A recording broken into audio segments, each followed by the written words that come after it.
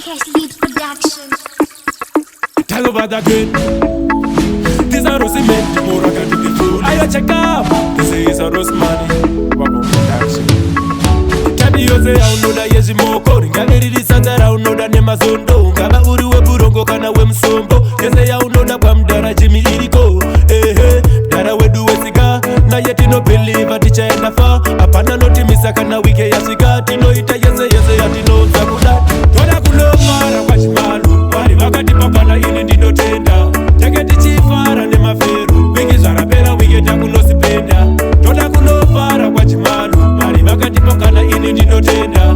Teketi chifara ne maferu. Wiki zarapera wike takuno sipenda. Sakatarira matiri ya kufaya. Ukauya kwa chimale na mbondi shaya. Ninege ndakachora ne magenga tichifara. Cheke uzara vanhu kunge kwa makaya. Kuzoti mambo likwibvunza vesa nomuziva zvinhu zvake zvakarongeka kwete kiyakiya unosarudza wegara unoza kuda biya unga vari weburongo kana iwe msokotiya vada kunofara kwa chimalu vari vakati pakwana ini ndinotenda tenge tichifara nemaferu wiki zvarapera wike takunosipenda toda kunofara kwa chimalu vari vakati pakwana ini ndinotenda tenge tichifara nemaferu wiki zvarapera wike takunosipenda hanze munhu wega ane kwanojambira pamudara jimi ini ndokwandakavharira ukaona ndaye ndodzokerena ndibokasira panofara vamwe ina ndidi ndigosarira vaya Cape Town muna long street vazhinji vanokuziva kunyange maartist vanombouya vamwe vachitipa zvimahit makanyanya mudara jimi toraisa ndofit toda kunofara kwa chimalu vari vakati pakwana ini ndinotenda